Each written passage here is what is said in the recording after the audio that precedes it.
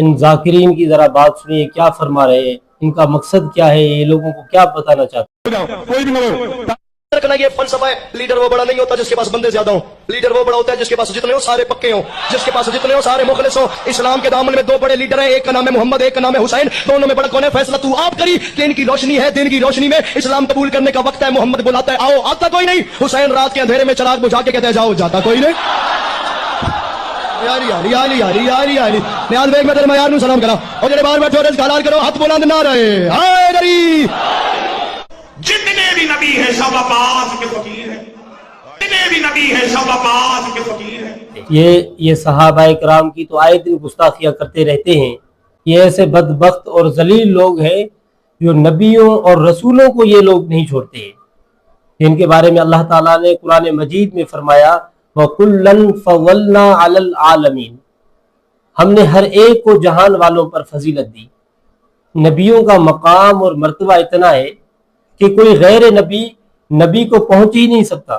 ان کا مقصد یہ ہے کہ نبی صلی اللہ علیہ وسلم لوگوں کو پکار رہے تھے، لوگ واپس نہیں آ رہے تھے، جبکہ حضرت حسین رضی اللہ تعالیٰ عنہ لوگوں کو کہہ رہے تھے کہ آپ چلے جاؤ، لوگ پھر بھی نہیں جا رہے تھے۔ ان کی نظر میں بڑا لیڈر وہ نہیں ہے جن کے پاس بہت ہی زیادہ لوگ ہوں، ان کی نظر میں بہت ہی بڑا لیڈر وہ ہے جن کے پاس کم لوگ ہوں لیکن مخلص اور وفادار ہوں۔ یعنی حضرت حسین رضی اللہ تعالیٰ عنہ کے ساتھ جو لوگ تھے وہ وفادار تھے اور مخلص تھے اور میدان میں لڑنے والے تھے اور پیچھے مڑنے والے، یعنی یہ بتانا چاہتے ہیں کہ نبی صلی اللہ علیہ وسلم کے ساتھ جو تھے وہ میدان سے بھاگنے والے تھے، وہ لڑنے والے نہیں تھے۔ نبی علیہ السلام ان کو پکار رہے تھے، وہ واپس آنے والے نہیں تھے۔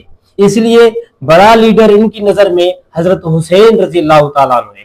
تو یہ کتنی بڑی گستاخی ہے، یہ صحابہ کی گستاخی نہیں ہے بلکہ نبی صلی اللہ علیہ وسلم کی گستاخی ہے۔ یہ کسی شخصیت کو نبی صلی اللہ علیہ وسلم سے افضل سمجھنا یہ بہت ہی بڑی گستاخی ہے۔ دوسرے نے یہ کہا کہ تمام نبی جو ہے نا یہ عباس کے در کے فقیر ہیں، اللہ معاف فرمائے۔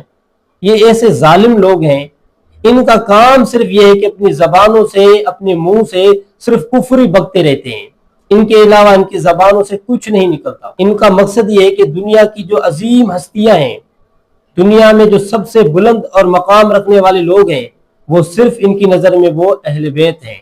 وہ 12 امام ہیں ان کے جو سب سے زیادہ ان کی نظر میں جو ہے نا وہ مقام اور مرتبہ رکھتے ہیں۔ ان کے علاوہ یہ نبیوں کا بھی لحاظ نہیں رکھتے، رسولوں کا لحاظ نہیں رکھتے،